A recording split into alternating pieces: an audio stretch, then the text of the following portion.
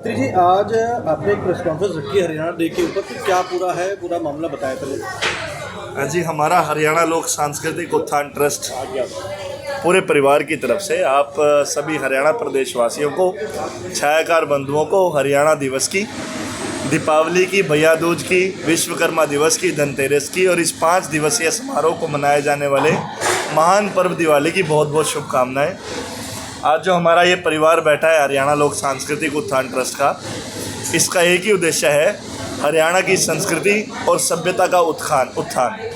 और वो उत्थान कैसे हो, हम समाज के साथ मिलकर कार्य करना चाहते हैं और समाज में जो अहम योगदान है मीडिया का, आज उनके साथ मीडिया संवाद पर चर्चा के लिए हमने प्रतिभोज पर आमंत्रित किया था और आप सभी पधारे हैं। आप सभी का भी धन्यवाद।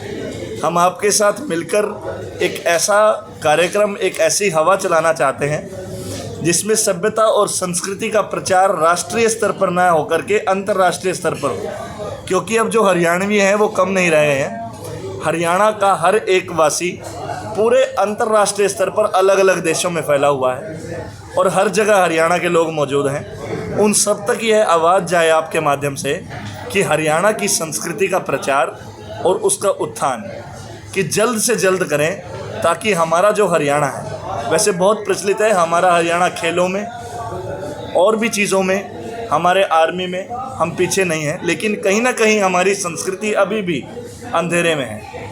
उसको उभारने का जो काम हम हरियाणा लोक सांस्कृतिक उत्थान ट्रस्ट कर रहा है, इस विषय पर हमने आप सभी को यहाँ एकत्रित किया कि इस 59वें हरियाणा दिवस के इस पावन अवसर पर हम यहाँ से प्रण लें और आप लोगों से एक मदद लें कि आप लोगों के माध्यम से जो भी हम कार्य कर रहे हैं और भविष्य में आने वाले कार्यक्रम करेंगे, उनकी रूपरेखा, उनका उद्देश्य, उनका संदेश जन जन तक पहुँचे और हमारी हरियाणवी संस्कृति का उत्थान बड़ी तेज़ी से हो।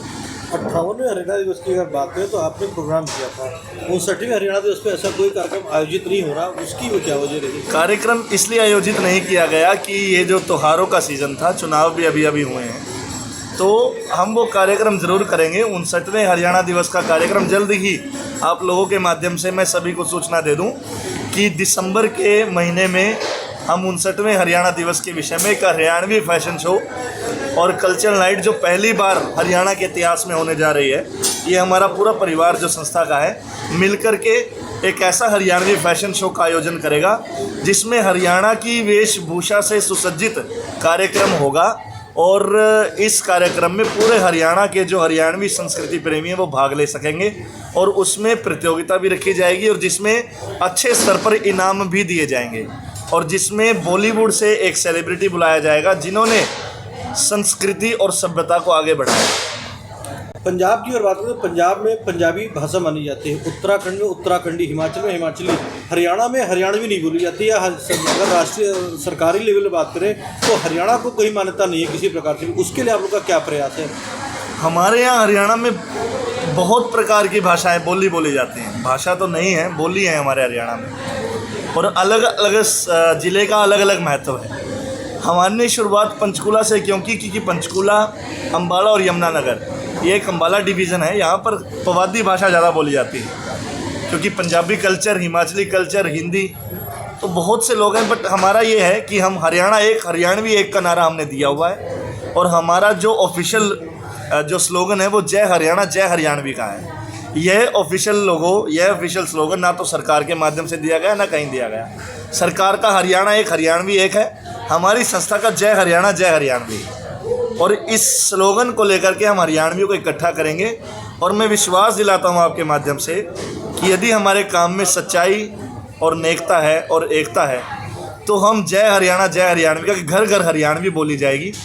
और हम एक हरियाणवी प्रार्थना भी जल्द ही लिखने वाले हैं और सरकार से भी आग्रह करेंगे कि जो हमारा छोटी सी संस्था जो हम सामाजिक तौर पर हरियाणा को बढ़ाने का एक काम कर रहे हैं कि वो प्रार्थना ऑफिशियल तौर पर हर स्कूल में लागू होगी और हर घर में हरियाणवी बोलने पर कोई निषेध नहीं होगा और कोई भी अपमानजनक महसूस नहीं करेगा। अभी हम हरियाणवी बोलते हैं तो ऐसा लगता है कि अनपढ़ है, ऐसा नहीं है। हरियाणवी बोली हमारी माँ बोली है और इस पे हमें गर्व होना चाहिए और गर्व महसूस होना चाहिए। आपने बात फैशन शो की रखी थी, तो फैशन शो में जो होगा वो हरियाणवी कल्चर होगा या ओवरऑल कल्चर होगा? सिर्फ हरियाणवी कल्चर होगा।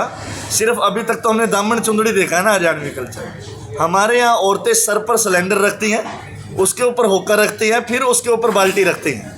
ये पूरे इंडिया में आपको कहीं नहीं होगा। इंडियाज़ गॉट टैलेंट पिछले 10 साल से चल रहा है, मैं उस पर कोई उंगली नहीं उठा रहा, लेकिन ऐसा टैलेंट अगर हमारे हरियाणा के बाहर कहीं मिल जाए तो मैं दा देता हूँ। तो कोई आप भी ला रहे हैं ऐसे तो वो हरियाणा का टैलेंट आप भी कर रहे हैं? इस फैशन शो में वो हरियाणा गॉट टैलेंट दिखाई देगा।